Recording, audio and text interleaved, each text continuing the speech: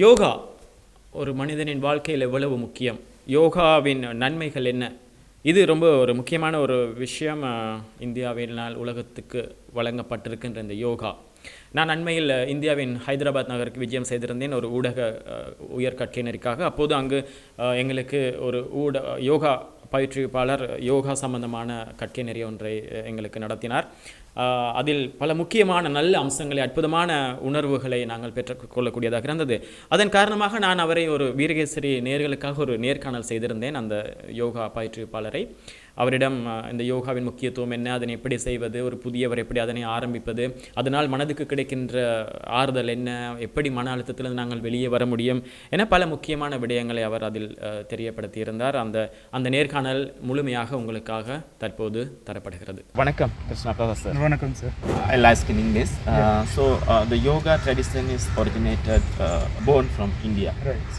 So can you briefly explain how it came to the world?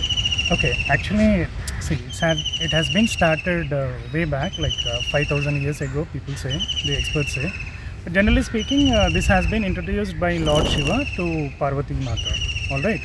There was a discussion between them how to enlighten or how to be peace, okay, how to be good physically and mentally. So Lord Shiva has started explaining the yoga sutras. All right.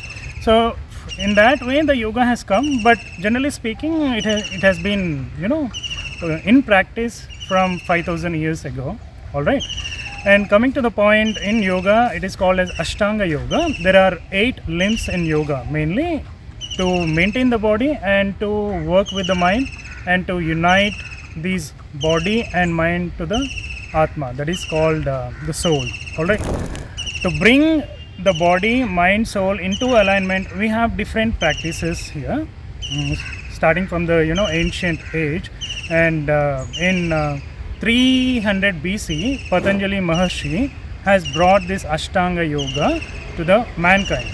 It has no religion, it has no caste. Everybody can do it with love and affection. All right, to improve their human life. Now, how this yoga is differentiate with the gym and other physical exercise? That's a very good question, because everybody works towards fitness. Fitness, whenever we think about the fitness, we aim for the body, the physical aspect. Yes, every physical activity will help a lot. Say for example, karate, kung fu, taekwondo, jogging, running, martial arts, swimming, whatnot. Now you take the gym, the latest, with more equipments, modern equipments, we try, to build the body. But when you compare with yoga, yoga is something different with all these physical activities. Why? Because in yoga, we work with the body, we try to bring the shape of the body, we try to be fit physically.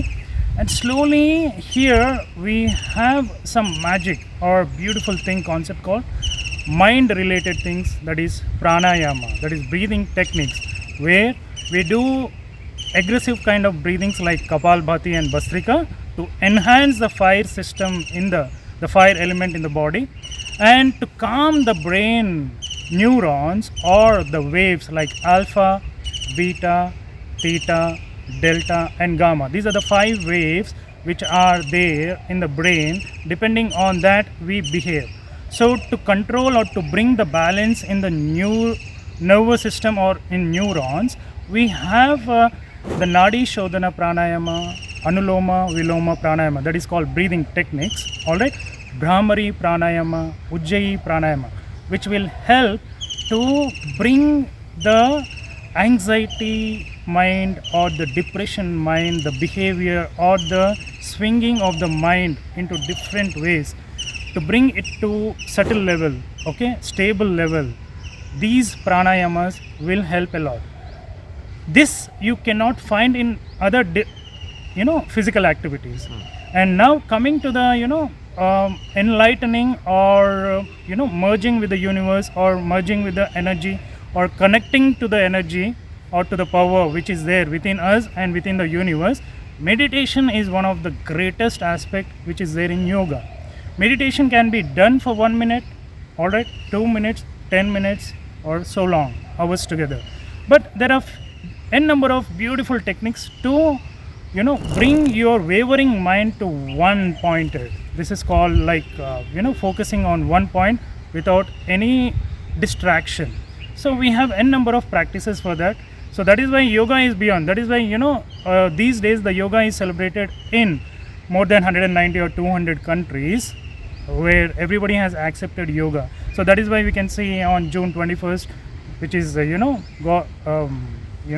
celebrated as International Day of Yoga, and you can see many people are participating. So that is why yoga has become more crazy. Why? Because you are changing your network system of your brain. That is called rewiring the system. How? Bringing that positiveness. How much positive you are, that much you grow.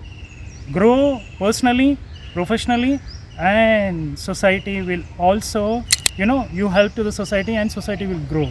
In that way, you are growing your own country where you are living, right? So that's the final questions. Yes. Now, if someone who's watching this interview, Yes. He wants to start the yoga, Yes, sir. inspiring your words. Okay, after that's your word. How he should, he wants to, or he has to prepare the mentally and physically for the yoga. Okay, that's a very good question, sir. Why? Because everybody has this doubt. For how many minutes I have to do yoga? See, yoga is from the birth we are doing. Why? Because every movement, every posture is described as a yoga posture. Because there are 84 lakh of species on this planet, and each species main posture is considered as yoga posture.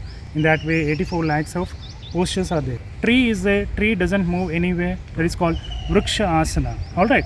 So coming to the point now, for how many minutes or how to I bring this into daily practice.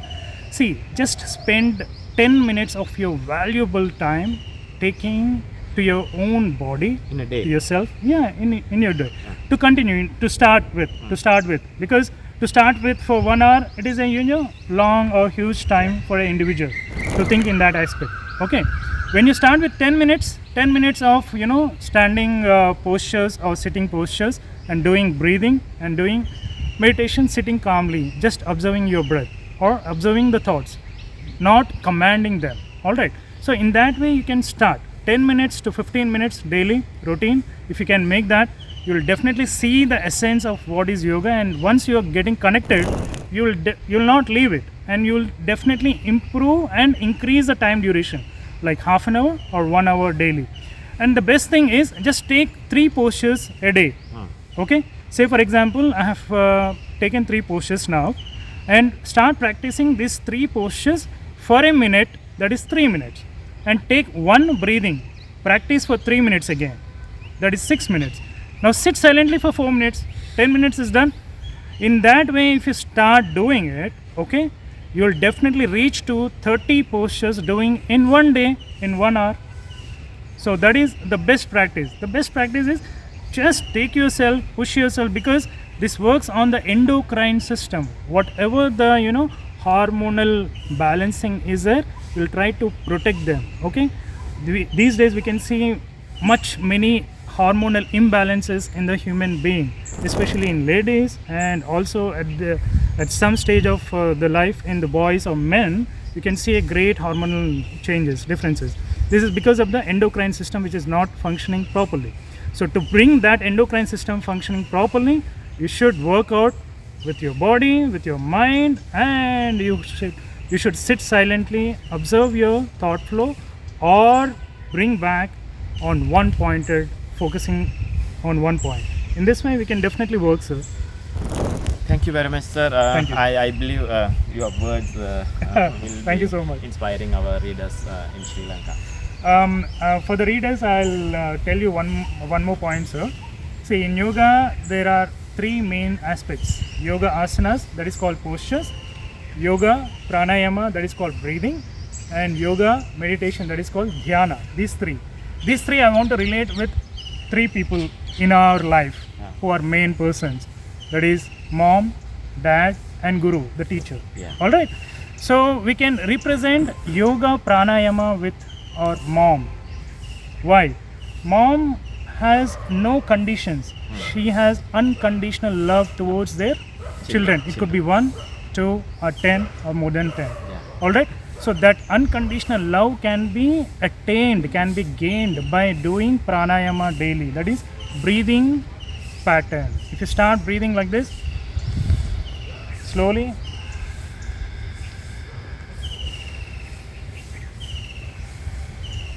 you can feel that affection towards yourself and towards other, towards the nature. You get more energy.